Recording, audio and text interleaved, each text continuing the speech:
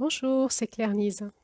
Voilà, on est sur ces audios bonus du mois de juillet. On est sur ce podcast des 13 dynamiques du féminin sacré, un podcast assez particulier où on étudie tout le long d'une roue de l'année sous un regard chamanique, l'évolution énergétique en lien avec les différentes lunes de l'année et l'impact qu'il y a pour nous. En ce mois de juillet, le regard chamanique nous proposait de regarder la notion sacrée de l'amour. Nous avons donc parlé de l'amour, nous avons parlé du couple, nous avons parlé de la famille, de la sexualité, nous avons parlé du célibat, nous avons parlé de différents autres thèmes encore et nous sommes sur la fin du mois de juillet où nous sommes sur les audios bonus, c'est-à-dire qu'on approfondit certains sujets pour aller un petit peu plus loin en lien avec notre société française. Alors on a eu aussi les bonus sur l'évolution de la société en France en lien avec la famille, les couples, la parentalité. Et voilà. Et suite à ça, eh bien, il me paraissait évident de parler du mouvement LGBT. Donc il va y avoir 3 audios bonus autour de ce sujet. Le premier, celui-ci, où on va regarder ça sous un angle sociétal. Le deuxième audio sera plutôt consacré à l'écoute de l'homosexualité en lien avec cette roue chamanique et ce que moi je peux en dire aujourd'hui en tant que sexo-conjugothérapeute et guérisseuse. Et le troisième audio sera dédié à la théorie du genre et au transgenre et à ce que moi je peux en dire toujours avec le prisme de cette roue chamanique, mais aussi avec mon regard de sexo-conjugothérapeute et de guérisseuse. Voilà, donc là, dans un premier temps, nous allons parler de plutôt l'évolution sociétale. Qu'est-ce qui se passe, qu'est-ce qu'on vit aujourd'hui? Il faut vraiment comprendre en fait de manière sociétale ce qu'on vit, sinon on cristallise nos pensées, nos idées et on reste dans des postures assez violentes en termes de dualité. Il faut comprendre que ce qui se passe aujourd'hui en France depuis les années 2000 à peu près, donc depuis le début du XXIe siècle, avec le mouvement LGBT qui a pris beaucoup plus d'ampleur actuellement, en fait nous vient en Europe en tout cas du XIXe siècle. C'est au XIXe siècle qu'il y a eu des scientifiques, des penseurs suisses, allemands et autrichiens qui se sont positionnés sur leur homosexualité et qui ont revendiqué le fait de pouvoir appartenir à une troisième catégorie qui serait une troisième genre sexuel.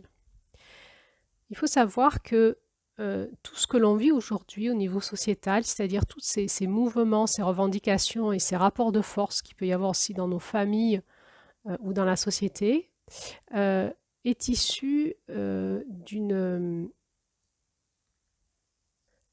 forme de persécution et d'oppression de ces personnes qui avaient des relations affectives et sexuelles différentes que les personnes bisexuelles.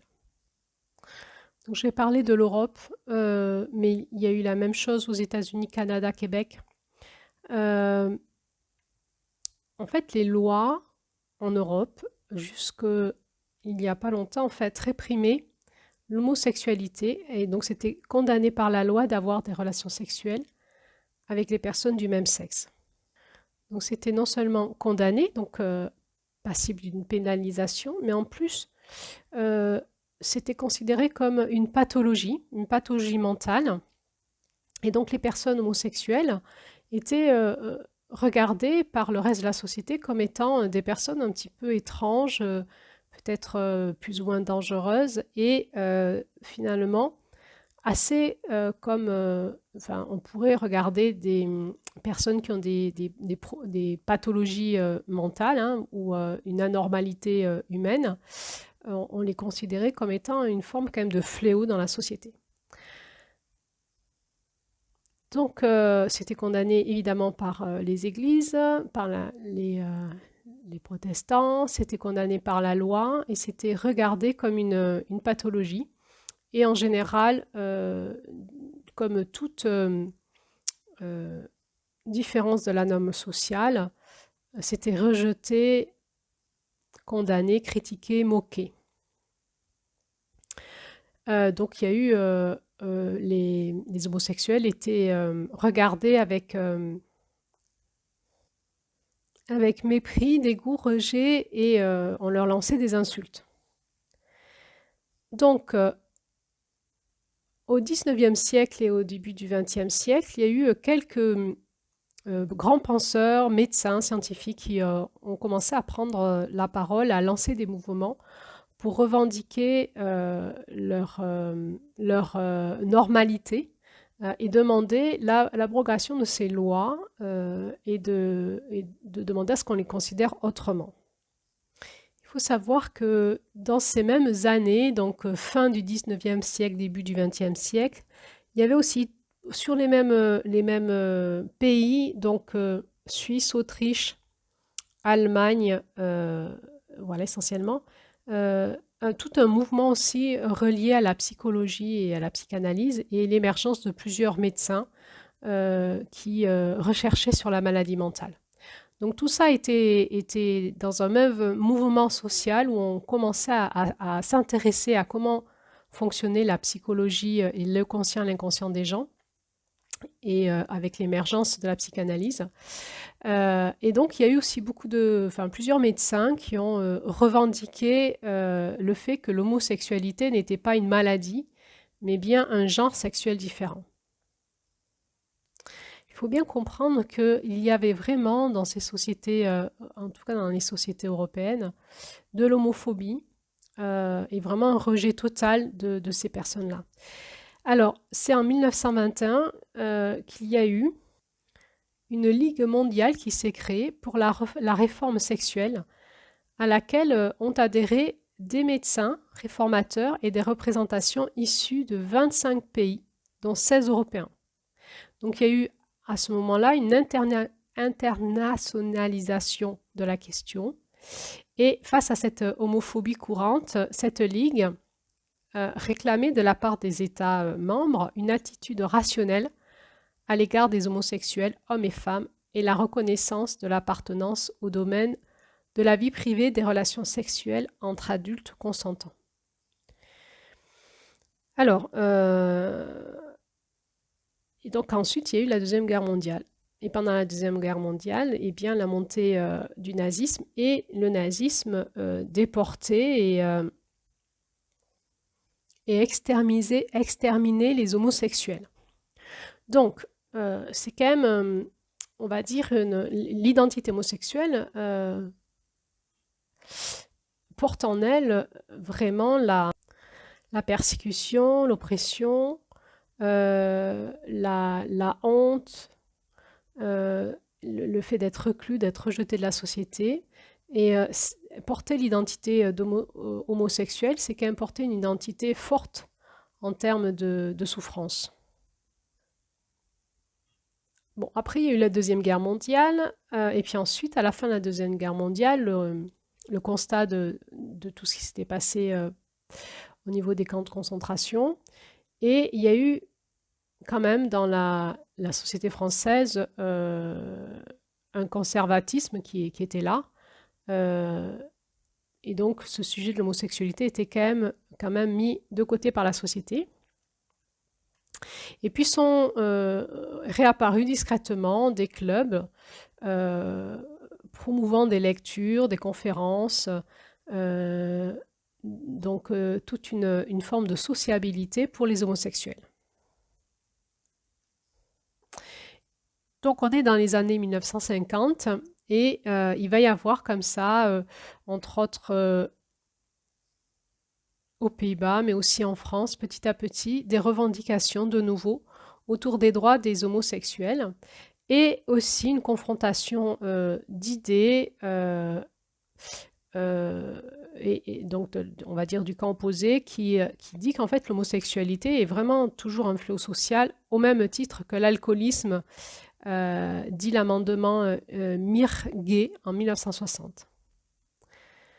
Alors, il va y avoir des mouvements en Europe. Après, ça part en Angleterre, hein, où à partir de 1960, c'est l'Angleterre la première qui dépénalise l'homosexualité.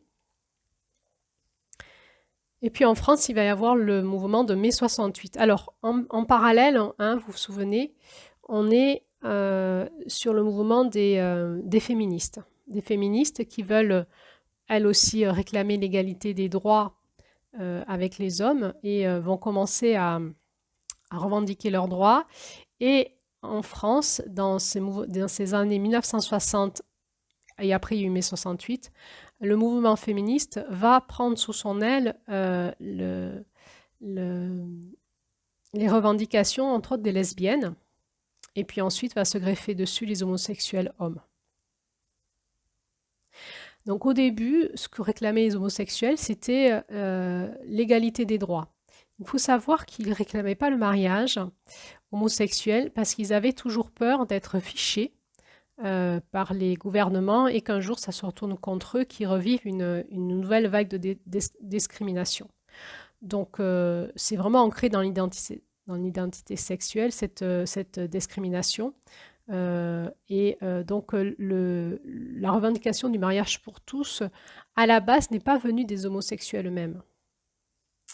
Le mariage pour tous, c'est un mouvement qui est venu des États-Unis et qui a rejoint la France avec l'idée, finalement, toujours dans le mouvement, que ça s'inclut dans le mouvement des féministes, finalement, il y avait une évolution en France sur le mariage, sur la gestion des naissances et aussi donc sur la revendication de divorce, plus facile, et sur le pacte.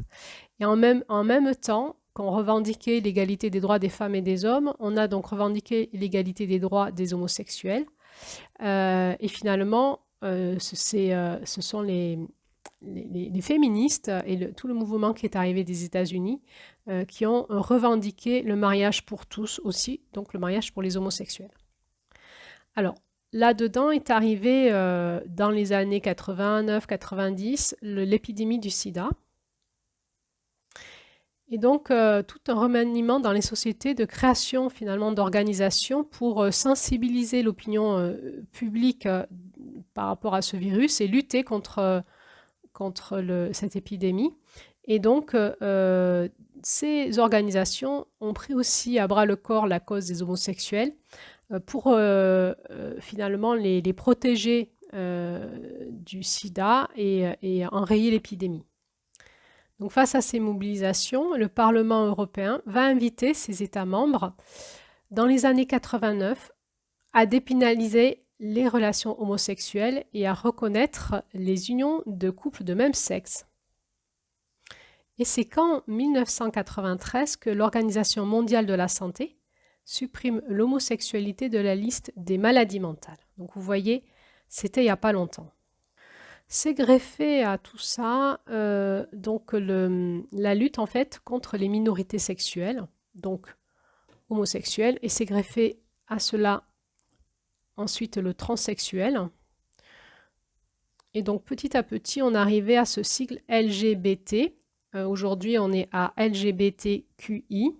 LGBT pour lesbienne, L pardon pour lesbienne, G pour gay, B pour bisexuel, T pour transgenre, Q pour QR et A pour asexuel et plus pour tout le reste des minorités sexuelles qui se rajoutent à toute cette liste. Donc lesbienne, c'est les homosexuels entre femmes, gay, c'est entre hommes, bis, c'est les personnes qui revendiquent le fait d'être attirées par les sexes opposés, mais aussi par les personnes de même sexe. les transgenres, c'est les personnes qui revendiquent le droit de changer de genre. QR, ce sont les personnes qui ne s'identifient à aucune catégorie relative à leur orientation sexuelle et à leur identité de genre.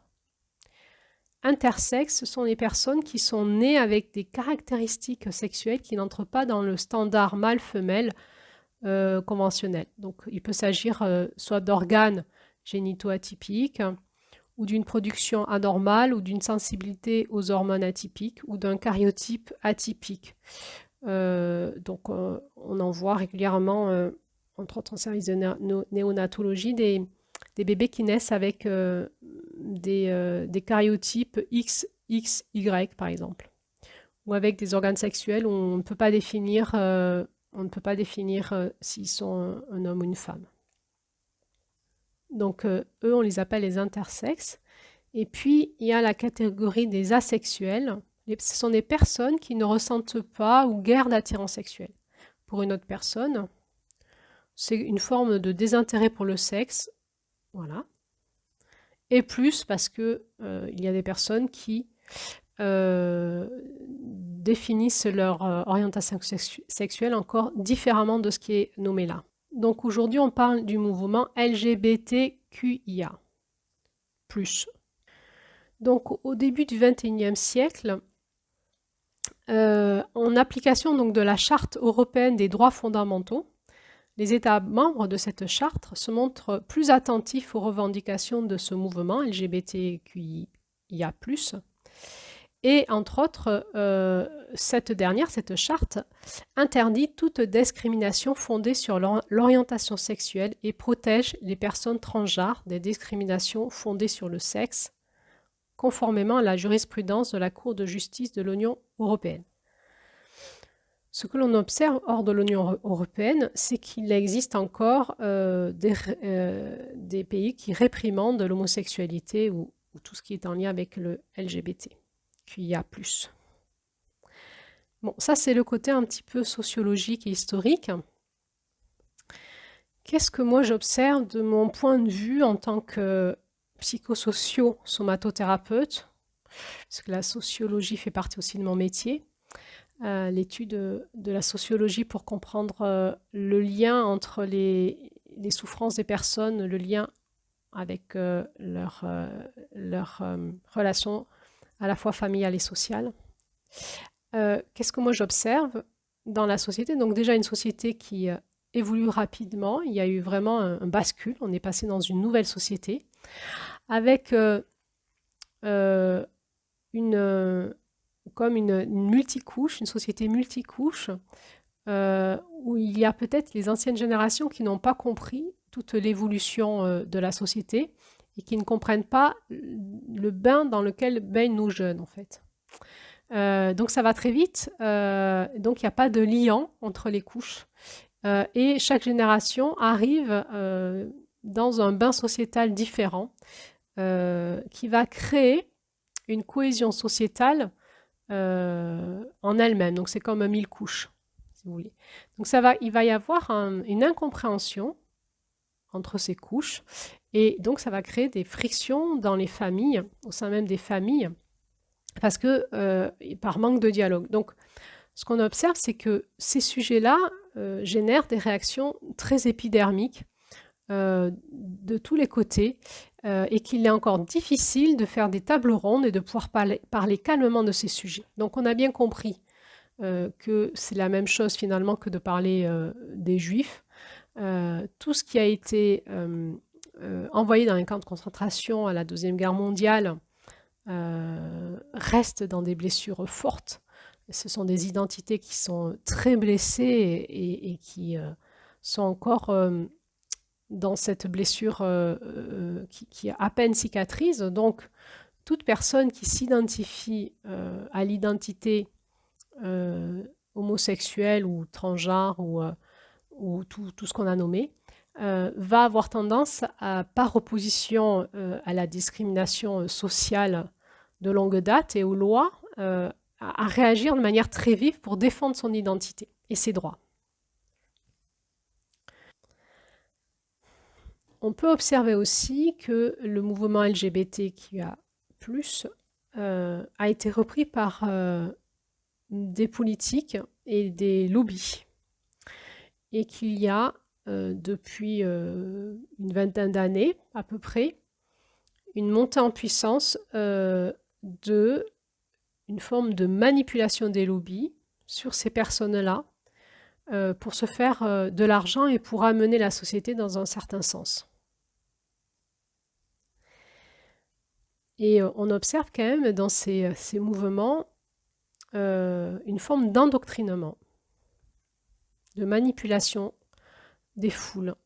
Et on se demande pourquoi. En fait, quand on prend du recul, quand on regarde comment ça se passe, on se dit pourquoi certains partis politiques ou certains lobbies ont intérêt comme ça à s'emparer du sujet, à manipuler et endoctriner les foules. Bon, il va y avoir une opposition entre ce mouvement social et la religion, surtout au niveau du catholicisme. Je pense aussi des musulmans.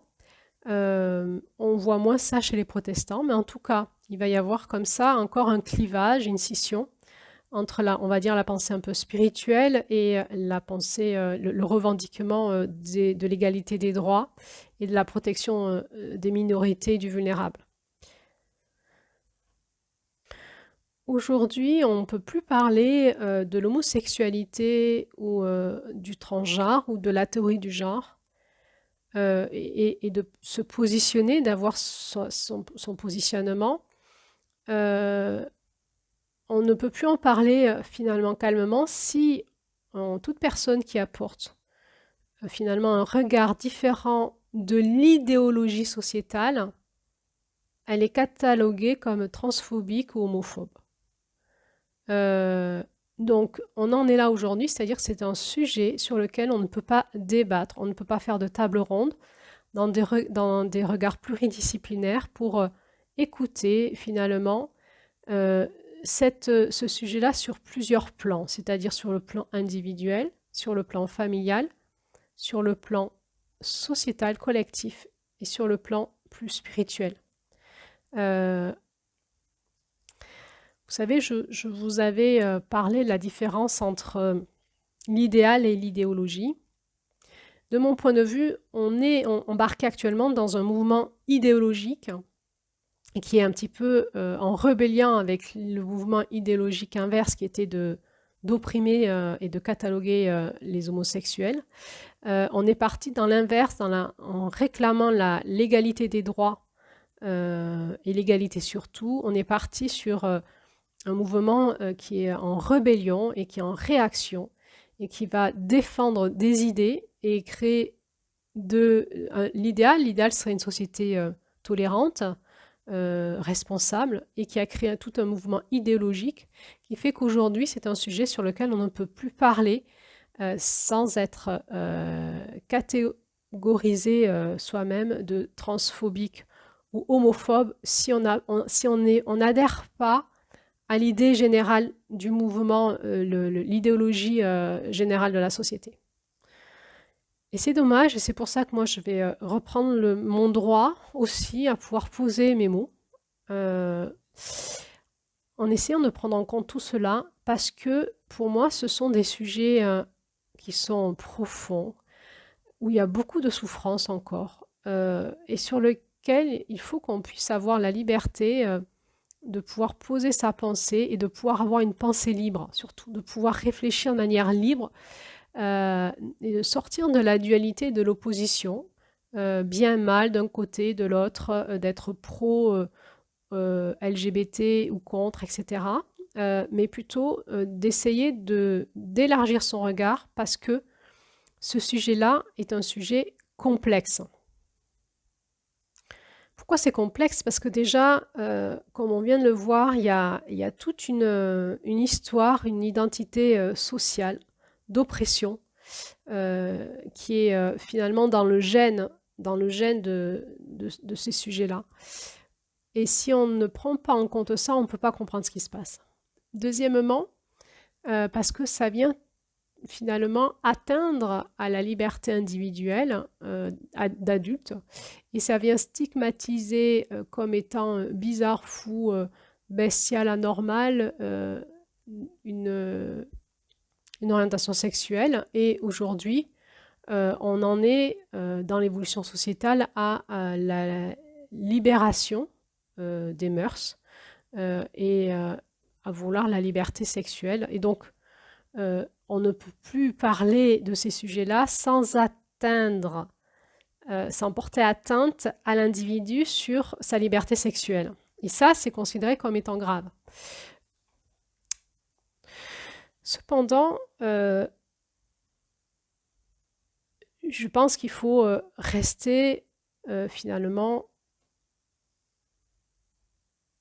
plutôt, j'ai envie de dire, sortir de l'émotivité, de la réactivité, prendre du recul et regarder, considérer d'où vient le symptôme de la souffrance, au-delà de ça. C'est-à-dire, finalement, est-ce que ces personnes homosexuelles, bisexuelles, transgenres, intersexuelles, asexuelles, etc., est-ce qu'il y a de la souffrance ou pas, en individuel? Et est-ce que ces personnes ont la liberté, si elles souffrent, si finalement ce qu'elles vivent c'est comme un symptôme personnel, est-ce qu'elles ont la liberté de consulter? C'est-à-dire qu'aujourd'hui, finalement, en interdisant le questionnement d'un dysfonctionnement quelque part, on interdit aux personnes de consulter. Je m'explique. Quand quelqu'un a des symptômes de nourriture, par exemple, de compulsion alimentaire ou d'anorexie, la personne sait que ce qu'elle vit, c'est pas normal. C'est pas pour ça que on lui dit que c'est mal et qu'on se moque d'elle, qu'on l'insulte. Mais à un moment, on va l'inviter à consulter pour essayer de comprendre le rapport qu'elle vit avec son corps et qu'est-ce qui se passe et d'où vient sa souffrance.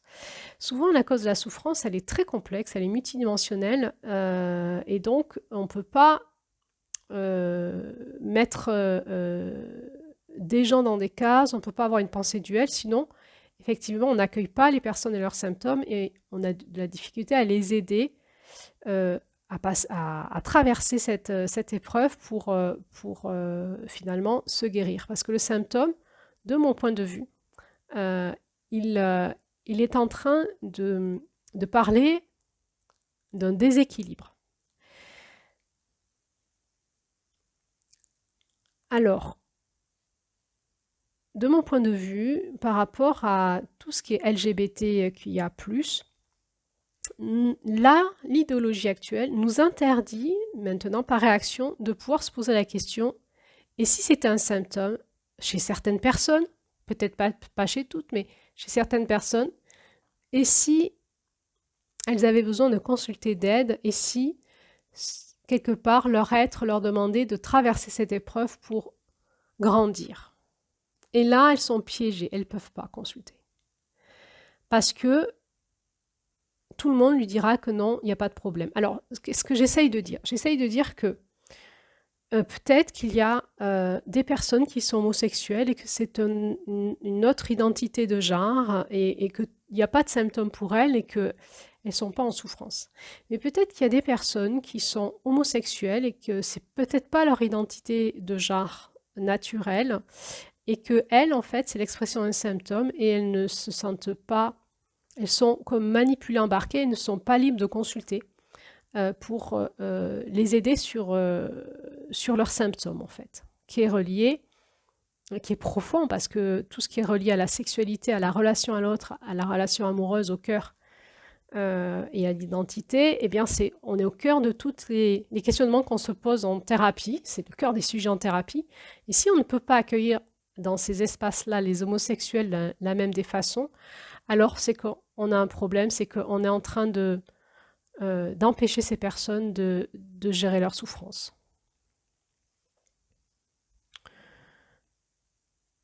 Je reviendrai aussi sur, évidemment, le transgenre.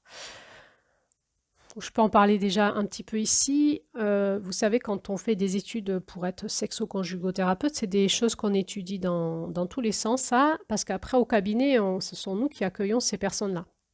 par rapport au transgenre, on est quand même, comment dire, enseigné pour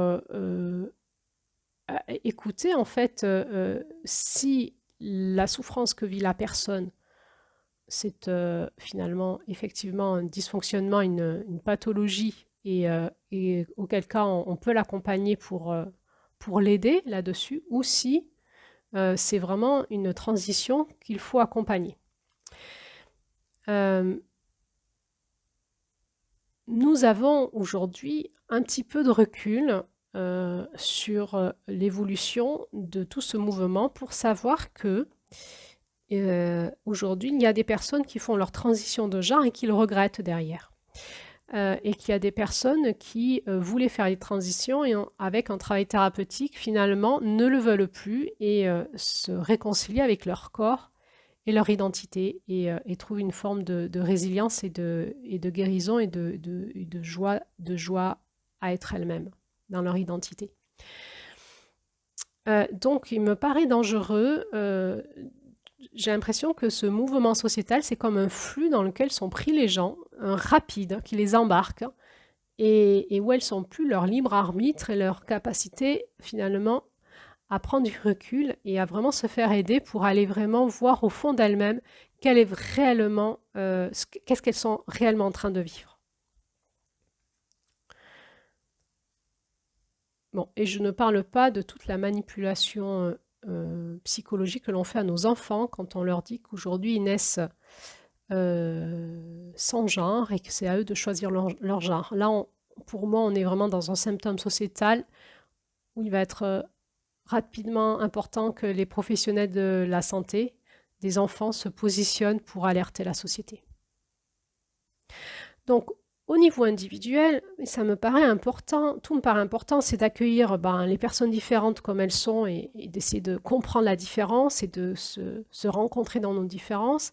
Il me paraît aussi important de pouvoir entendre si ce que vive la personne, c'est un symptôme dont elle souffre, de pouvoir les accueillir dans leur souffrance et de leur proposer un espace de travail sur elles, protégé et d'évolution sur leur souffrance pour éventuellement en sortir. Et oui, au niveau individuel, aujourd'hui, on comprend bien que repositionner l'homosexualité comme étant possiblement à un moment un symptôme va faire hurler à l'homophobie, puisque c'est ce que disaient les lois dont on vient de s'abroger il n'y a pas longtemps. Donc, on comprend bien qu'on est comme pris au piège, au cœur d'un foyer très ardent de réactions à gauche et à droite et qui ne nous laisse pas la liberté de penser et d'agir dans un regard pluridisciplinaire et dans une écoute neutre et professionnelle, j'ai envie de dire. Maintenant, si on regarde au niveau des familles. Au niveau des familles, vous savez, on avait vu dans un des derniers audios de juillet, là, nous avions vu les différents niveaux de responsabilité. Et c'est là-dessus que je m'appuie pour un petit peu dézoomer sur ces sujets-là qui sont un peu sensibles. Donc, je regarde le niveau individuel, la porte de l'Est, et maintenant, je regarde le niveau familial, la porte du Sud. Au niveau des familles, pour créer une famille et créer des enfants, il faut un corps d'homme et un corps de femme. Qu'est-ce qui fait que aujourd'hui nous pouvons créer des familles en étant homosexuels? Eh bien, ça a été l'évolution de la science et entre autres la revendication des femmes à disposer de leur corps librement, et elles ont revendiqué la maîtrise des naissances. Du coup, elles ont revendiqué la maîtrise des naissances du côté je veux pouvoir ne pas avoir d'enfants, faire l'amour et ne pas avoir d'enfants, et choisir le nombre d'enfants que je veux, et du coup on a proposé des techniques comme la pilule du lendemain, comme les stérilés, etc., préservatifs, tout ça. Et il y a eu aussi la revendication des femmes à pouvoir avoir des enfants si elles ne pouvaient pas en avoir. Et là, je vous renvoie à l'audio que j'ai fait sur l'évolution sociétale et aussi sur la rencontre des hommes et des femmes aujourd'hui. Deux audios différents, mais où j'ai parlé de tout ça.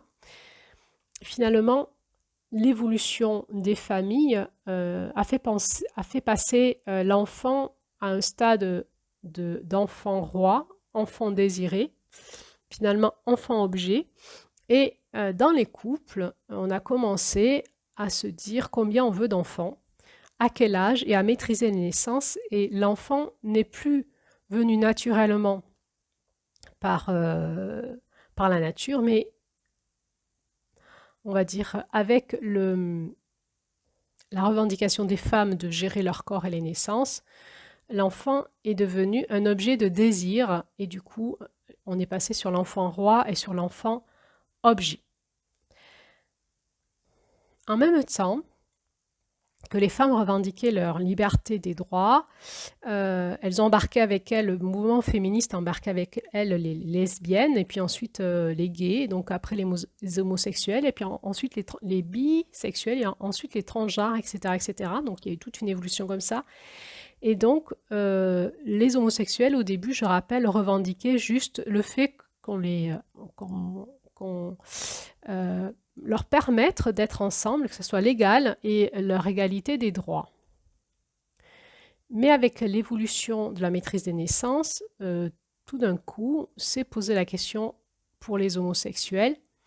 Alors, j'ai grillé une étape. Il y a eu, juste avant ça, la revendication du mariage pour tous. Donc, il y a eu d'abord la revendication finalement de la liberté sexuelle. Ok, chacun fait ce qu'il veut chez lui, dans son lit, entre adultes consentants. Et la société n'a plus à y mettre son nez dedans. Ok, ça ne concerne plus la société. Ensuite, ça a concerné un peu la société quand il y a eu le VIH. La société a dit, il faut qu'on s'occupe de ce problème parce qu'il y a une épidémie qui prend chez les homosexuels. Il va falloir qu'on s'occupe de ce problème et donc ça concernait la société à ce moment-là. Ensuite, quand il y a eu la revendication pour les femmes de pouvoir vivre en concubinage, donc de se libérer du mariage en fait, hein, puisque c'est intéressant de voir qu'il y a une opposition de mouvement, les femmes ont revendiqué le droit d'être et les hommes aussi ensuite, en couple sans être mariés. Donc le concubinage, et donc il a fallu que la société s'en empare pour légiférer autour de ça, pour aussi la protection des enfants, etc. Donc le mariage est passé aussi en mariage civique, hein. On a quitté le mariage religieux, on est passé en mariage civique, ça c'était déjà pendant la Révolution française, donc on était en avance là-dessus. Et ensuite, on a voulu alléger les procédures de divorce et puis la possibilité de vivre en concubinage. Et puis, on s'est posé la question de la parentalité, de la protection des enfants avec tout ça. Et donc est arrivé aussi le Pacs en même temps. Et dans ce mouvement-là, il y a eu la revendication aussi pour les homosexuels de pouvoir se marier, de créer une famille finalement. Se marier, pour eux, c'était une façon de vivre un couple socialement égalitaire que les hétérosexuels. Ils voulaient l'égalité des droits. Si les hétérosexuels se marient, nous aussi, on a le droit de se marier. Mais je fais remarquer qu'il y a une inversion en fait. Les hétérosexuels ont plutôt revendiqué le droit à ne plus se marier si vous voulez, et les homosexuels ont revendiqué le droit à se marier. Bon, quand il y a eu cette évolution-là et que les hétérosexuels ont pu se marier, donc finalement, ça veut dire quoi? Quand on se marie, c'est qu'on crée un couple. Eh bien, en même temps, il y a eu l'évolution technologique qui permettait le contrôle des naissances. Et s'est posé la question, pourquoi les femmes qui ne peuvent pas avoir des enfants dans un couple hétérosexuel pourraient avoir droit au recours à l'insémination artificielle ou à la fécondation in vitro, et pas les lesbiennes. Du coup, eh bien, les lesbiennes ont revendiqué leur droit aussi à pouvoir avoir des enfants sans qu'il y ait de papa, finalement. En même temps, dans les pays européens voisinants, la législation a évolué de manière différente qu'en France. Et donc, les homosexuels ont pu commencer à aller dans des pays envoisinants, comme par exemple la Belgique, pour faire de l'insémination artificielle, puis de la fécondation in vitro.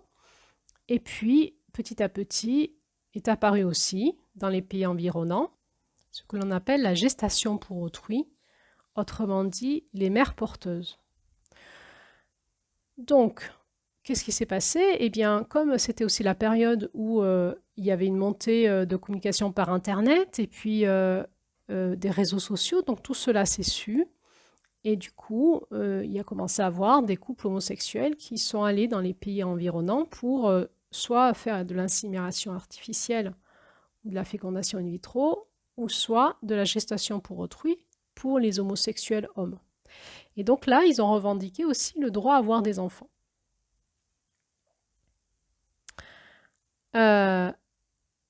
Donc, c'est là où, sur un regard finalement sociologique, moi je pose la question, c'est mon point de vue, pourquoi forcer la nature?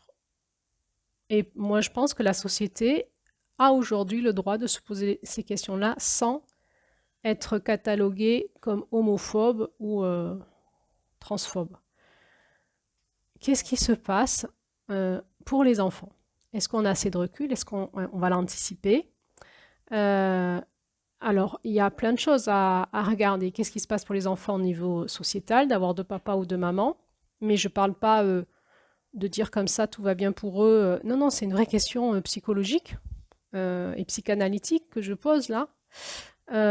Qu'est-ce qui se passe aussi pour ces personnes qui sont désirées et qui ne viennent pas par la nature, qui sont désirées, qui sont rendus objets, qu'on va quasi acheter. Qu'est-ce qui se passe pour ces enfants qui ont été dans un utérus d'une mère porteuse et qui ensuite ont 2 papas et pas de maman? Qu'est-ce qui se passe pour ces bébés éprouvettes? Alors, qu'est-ce qui se passe au niveau aussi mémoire cellulaire, dans leur corps, dans leur énergie, dans la mémoire cellulaire? Vous savez, quand on travaille sur les souffrances psychologiques, émotionnelles, nerveuses, le stress du corps, des maladies, etc., à des moments, on est amené à travailler sur la mémoire cellulaire. Et la mémoire cellulaire va nous faire aller travailler sur la mémoire du fœtus, la mémoire de la conception, la mémoire du fœtus, la mémoire de la naissance et la mémoire des premiers mois de vie. Et il y a tout un tas de courants thérapeutiques qui travaillent depuis 40-50 ans là-dessus. Et on sait aujourd'hui que la mémoire dont sont porteuses nos cellules nous constitue, et c'est là-dessus que nous sommes, que nous nous construisons. On appelle ça l'empreinte de naissance. L'empreinte de naissance, c'est qu'est-ce qui s'est passé depuis les 9 mois avant ma conception, au moment de ma conception, ma gestation, ma naissance et les 9 mois après ma naissance. Donc ça fait comme ça 27 mois où en fait il va y avoir une empreinte vibratoire dans mes cellules et émotionnelle qui va me configurer au niveau biologique.